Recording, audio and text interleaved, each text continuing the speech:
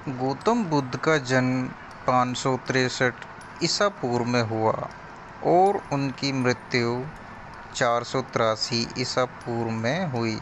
इन्हें महात्मा बुद्ध, भगवान बुद्ध, सिद्धार्थ व शाक्य मुनि नाम से भी जाना जाता है। गौतम बुद्ध एक आध्यात्मिक शिक्षक थे जो ईसा पूर्व 5वीं और 6ठी शताब्दी के बीच भारत में रहे। बुद्ध का जन्म एक धनी परिवार में हुआ था, लेकिन उन्होंने ज्ञान प्राप्त करने के लिए अपने धन और स्थिति का त्याग कर संसार को जन्म मरण और दुखों से मुक्त दिलाने के लिए सत्य मार्ग एवं दिव्य ज्ञान की खोज में राजपाट का मोह त्याग कर वन में चले गए, जहाँ जाकर वे एक पेड़ के नीचे बैठ गए और प्रण किया कि जब तक उन्हें दुख के रहस्य का उत्तर नहीं मिल जाता तब तक वह हार नहीं मानेंगे। वर्षों के कठोर ध्यान और अध्ययन के बाद आखिरकार उन्होंने ज्ञान प्राप्त कर ही लिया और वे सिद्धार्थ गौतम से भगवान बुद्ध बन गए।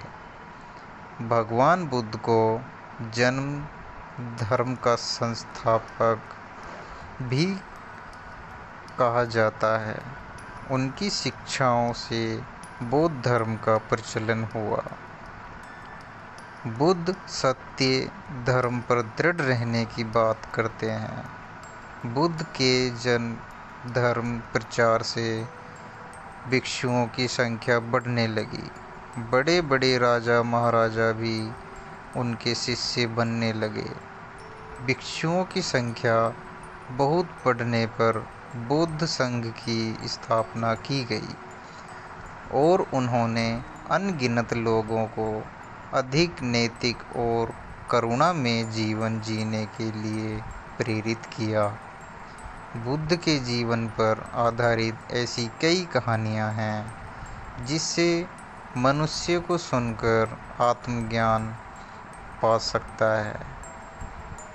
गौतम बुद्ध की इन कहानियों से आप जीवन के महत्वपूर्ण सवालों के जवाब आसानी से जान पाएंगे, जैसे जीवन क्यों है, जीवन क्या है, जीवन का उद्देश्य क्या है। तो चलिए बिना समय गंवाएं बुद्ध के ज्ञान के महासागर में डुबकी लगाएं और अपनी चेतना को आनंद के अद्भुत सैर पर ले चलें। मन का कीचड़। बहुत समय पहले की बात है, एक बहुत गरीब व्यक्ति था। उसके साथ उसकी पत्नी और 2 छोटे छोटे बच्चे भी थे।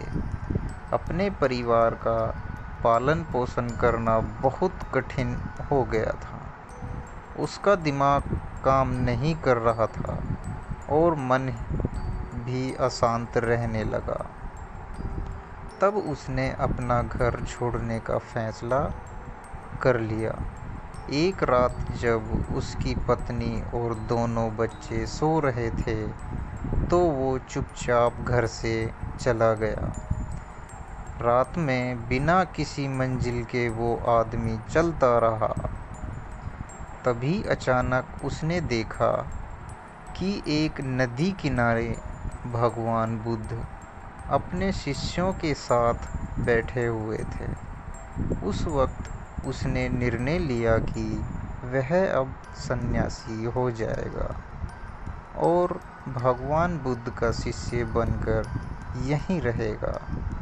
उसके बाद वह भगवान बुद्ध के चरणों में जाकर गिर गया और उनसे विनती करने लगा कि वो उसे अपना शिष्य बनाकर अपने साथ ही रख लें।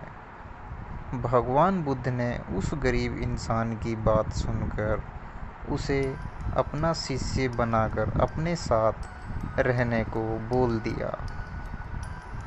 भगवान बुद्ध अपने शिष्यों के साथ आगे बढ़ते हैं। वह अब रास्ते में चलते चलते थक गए थे। सब रुककर एक पेड़ के नीचे विश्राम करने लगते हैं। तभी भगवान बुद्ध को गर्मी के मारे बहुत तेज प्यास लगने लगी। उन्होंने अपने नए शिष्य से कहा, यहाँ पास में ही एक नदी है, तुम जाकर वहाँ से पानी ले आओ। भगवान बुद्ध का आदेश मानकर वह नदी से पानी लेने चला गया। जब वह नदी के पास पहुँचा तो उसने देखा कि कुछ जंगली जानवर नदी में उधम मचा रहे हैं। जैसे ही वह नदी की ओर पास गया, सारे जानवर वहाँ से भाग जाते हैं, लेकिन नदी में कीचड़, सड़े गले पत्ते ऊपर तैर रहे थे, जिसके कारण उसका मन नहीं मान रहा था। उसने सोचा, इतना गंदा पानी भगवान बुद्ध पिएंगे कैसे? फिर वह बिना पानी लिए वापस लौटता है और आकर बुद्ध से बोलता है, हे भगवान, उस नदी में तो बहुत ज़्यादा गंदा पानी है, वो पीने लायक नहीं है। अपने शिष्य की बात सुनकर भगवान बुद्ध थोड़ी देर चुप होकर बोले, जाओ उसी नदी से जाकर पानी लेकर आओ। भगवान बुद्ध का आदेश मानकर वह वापस से नदी की तरफ चला गया, लेकिन वह मन में यही सोच रहा था कि भगवान बुद्ध इतने गंदे पानी को कैसे पिएंगे। जैसे ही वह नदी के पास गया, वह ये देखकर चौंक गया कि नदी का पानी एकदम निर्मल और स्वच्छ हो गया है और अपनी गति में बह रहा है। उसने पानी लिया और भगवान बुद्ध के पास आते ही वह प्रश्न करता है, भगवान, थोड़ी ही देर में नदी का मैला पानी इतना साफ कैसे हो गया?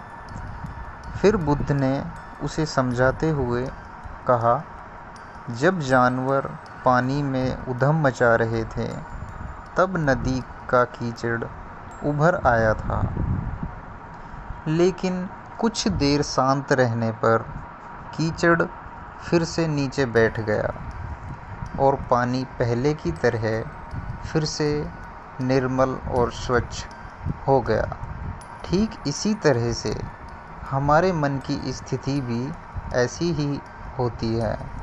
जीवन की कठिनाइयों और भाग-दौड़ हमारी मन में उथल-पुथल पैदा कर देती हैं, जिसके कारण हम बिना सोचे समझे गलत निर्णय ले लेते हैं। लेकिन कोई भी निर्णय लेने से पहले अगर हम अपने मन को शांत रखें और धैर्यपूर्वक बैठकर सोचें, तो हमारे मन की वो उथल-पुथल भी पानी की कीचड़ की तरह नीचे बैठ जाती है और तब हम जो भी निर्णय लेते हैं वो हमेशा सही होता है। इसलिए बुरे समय में इंसान को अपना धैर्य नहीं खोना चाहिए। भगवान बुद्ध की यह बातें सुनकर उसका दिमाग खुल जाता है।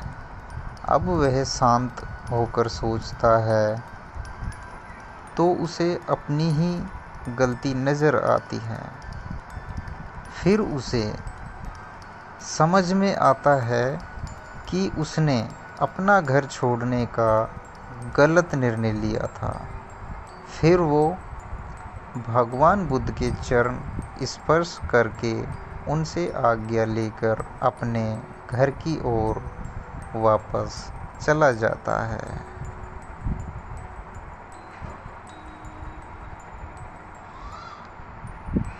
दोस्तों, वीडियो अच्छी लगी तो लाइक, शेयर, सब्सक्राइब करना ना भूलें।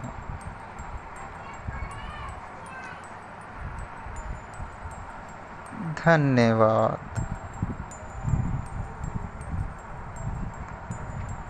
नमो बुद्धाय।